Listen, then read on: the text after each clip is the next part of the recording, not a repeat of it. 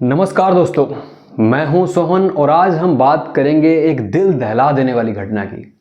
22 अप्रैल 2025 को जम्मू कश्मीर के अनंतनाग जिले के बैसरन वैली पहलगाम के पास एक आतंकी हमला होता है।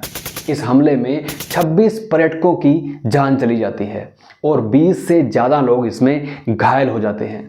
यह भारत में 2008 के मुंबई हमलों के बाद सबसे खतरनाक आतंकी हमला था, जिसमें खास तौर पर पुरुष हिंदू पर्यटकों को निशाना बनाया गया।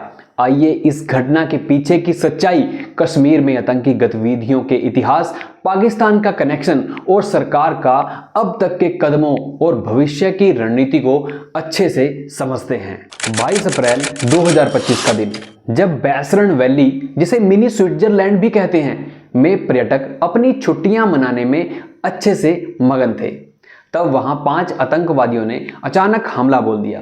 यह जगह पहलगाम टाउन से लगभग 7 किलोमीटर दूर है और यहां का प्राकृतिक सौंदर्य हर साल हजारों पर्यटकों को अपनी ओर आकर्षित करता है। लेकिन उस दिन यह सुंदर वादी खून के रंग से रंग गई। द रेसिस्टेंट फ्रंट, जिसे TRF भी कहते हैं, जो कि पाकिस्तान आधारित एक आतंकी समूह लश्कर-ए-तैयबा का एक प्रमुख हिस्सा है, ने इस हमले की जिम्मेदारी ली। उनका कहना था कि यह हमला कश्मीर वैली में डेमोग्राफिक बदलावों के खिलाफ एक विरोध था। मतलब उन्होंने गैर कश्मीरियों के बसने को इसका प्रमुख कारण बताया। खुफिया एजेंसियों ने बाद में यह खुलासा भी किया कि इस हमले का मास्टरमाइंड, जो कि सैफुल्लाह कसूरी है, एक टॉप लश्कर-ए-तैयबा का कमांडर है। अब सवाल उठता है कि क्या यह हमला एक अचानक हुई घटना है या इसके पीछे एक लंबी स्टोरी है। कश्मीर में आतंकी गतिविधियों का जो इतिहास है वो 1980 के दशक के आखिर से ही शुरू होता है। तब वहां एक इस्लामिक सशस्त्र उग्रवाद शुरू हुआ। इस उग्रवाद के कारण कश्मीरी हिंदुओं का पलायन हुआ और हजारों लोगों ने अपने घर छोड़ दिए। 2019 में जब भारत सरकार ने अनुच्छेद 370 को हटाकर जम्मू कश्मीर का विशेष दर्जा खत्म कर दिया, तब इसे 2 केंद्र शासित प्रदेशों में बांट दिया गया, जम्मू और कश्मीर और लद्दाख। तब से आतंकी समूहों और उनके समर्थकों में एक नई बेचैनी देखने को मिली। द रेसिस्टेंस फ्रंट भी 2019 के बाद ही बना है और इसने अपने आप को एक सेकुलर समूह दिखाने की कोशिश की। लेकिन इसके हमले, जैसे कि कश्मीरी हिंदुओं और पर्यटकों पर हमले, इसके असली मकसद को दिखाते हैं। अब बात करते हैं पाकिस्तान कनेक्शन की। द रेजिस्टेंट फ्रंट को लश्कर-ए-तैयबा का समर्थन है, जो एक यूनाइटेड डेजिग्नेटेड आतंकी समूह है और पाकिस्तान से ऑपरेट करता है।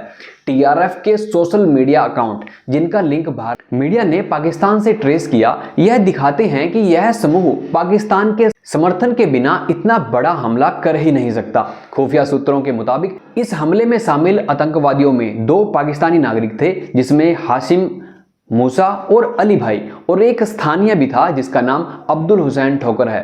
पाकिस्तान के आर्मी चीफ जनरल असीम मुनीर ने हमले से कुछ दिन पहले कश्मीर को पाकिस्तान का जुगुलर वैन कहा था, जो एक भड़काऊ बयान था। कई विशेषज्ञों का कहना है कि यह हमला पाकिस्तान के डीप स्टेट टेररिज्म का एक हिस्सा है, जिसका मकसद कश्मीर में शांति और पर्यटकों को बाधित करना था।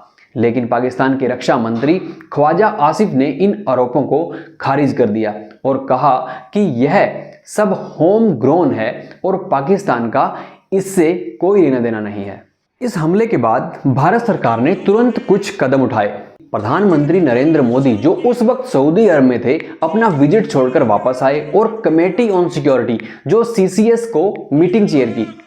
सरकार ने पाकिस्तान के खिलाफ एक 5 पॉइंट एक्शन प्लान शुरू किया, जिसमें सबसे पहले इंडस वाटर ट्रीटी को अबेयंस में डाल दिया गया है, जिसका मतलब है कि अब भारत पाकिस्तान के साथ पानी का समझौता नहीं करेगा, इसको नहीं मानेगा और यह एक बड़ा डिप्लोमेटिक कदम था।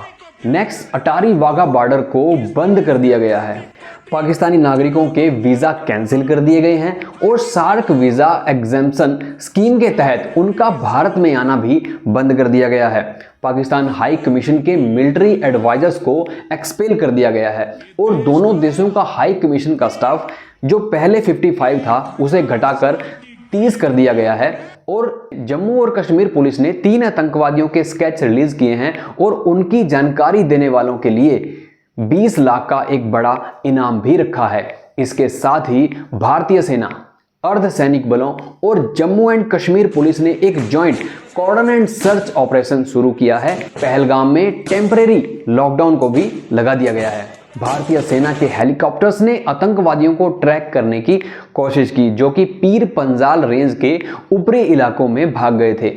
नेशनल इन्वेस्टिगेशन एजेंसी NIA ने भी साइट का विजिट किया है और इन्वेस्टिगेशन को शुरू कर दिया है। केंद्रीय गृह मंत्री अमित शाह श्रीनगर और हमले की साइट पर गए और एक सर्वदलीय बैठक बुलाई गई, जिसमें विपक्षी नेताओं को भी ब्रीफ किया गया। कई देश जैसे कि ईरान, इजराइल, UK, US और UN ने भी इस हमले की कड़ी निंदा की और भारत के साथ एकजुटता दिखाई है। इतना सब होने के बाद अब सवाल उठता है कि आगे क्या? हमारे विशेषज्ञों और पब्लिक का कहना है कि सरकार को अभी और ज्यादा सख्त कदम उठाने चाहिए। पहला, मिलिट्री एक्शन का ऑप्शन एक्सप्लोर करना चाहिए, जो 2019 के बालाकोट एयर स्ट्राइक और 2016 के सर्जिकल स्ट्राइक जैसे पाकिस्तान को यह मैसेज जाए कि ऐसे हमलों के परिणाम कैसे होने वाले हैं। दूसरा, डिप्लोमेटिक प्रेशर बढ़ाना जरूरी है। राज्यसभा सांसद कपिल सिब्बल ने सुझाव दिया कि एक स्पेशल पार्लियामेंट सेशन को बुलाया जाना चाहिए और एक रिजोल्यूशन को पास कर दिया जाए, जो दुनिया को दिखाए कि भारत एकजुट है। रूलिंग और विपक्षी सांसदों को डेलीगेशन को महत्वपूर्ण देशों में भेजकर पाकिस्तान पर डिप्लोमेटिक प्रेशर बनाया जा सकता है। तीसरा, स्थानीय इंटेलिजेंस को और मजबूत करने की जरूरत होगी। सूत्रों के मुताबिक हमले से पहले पाकिस्तान ऑक्यूपाइड कश्मीर में एक आतंकवादी ने सजेस्टिव रिमार्क दिया था, लेकिन इंटेलिजेंस एजेंसियां इसे पकड़ने में नाकाम रही। यह एक बड़ी विफलता थी। और नेक्स्ट बात करें तो कश्मीर के लोगों को साथ लेना भी बहुत जरूरी है। स्थानीय कश्मीरी लोगों ने इस हमले के खिलाफ प्रोटेस्ट किए, जैसे डल झील पर शिकारा ओनर्स का प्रोटेस्ट। यह दिखाता है कि वे शांति चाहते हैं। सरकार को उनके साथ मिलकर टूरिज्म और इकोनॉमी दोबारा रिवाइव करना चाहिए, ताकि ऐसे हमलों से उनकी लाइवलीहुड पर कोई असर ना पड़े। पहलगाम आतंकी हमला एक दर्दनाक यादगार है, लेकिन यह भी एक सबक है कि शांति के लिए लड़ाई जारी रखनी होगी। कश्मीर की वादियां सिर्फ खूबसूरती के लिए नहीं, बल्कि एक नई शुरुआत के लिए भी जानी जाती है। आइए हम सब मिलकर यह संकल्प लें कि नफरत और आतंकवाद के खिलाफ एकजुट होंगे और कश्मीर को वापस उसकी असली पहचान, शांति और प्यार की वादी बनाएंगे। धन्यवाद। जय हिंद।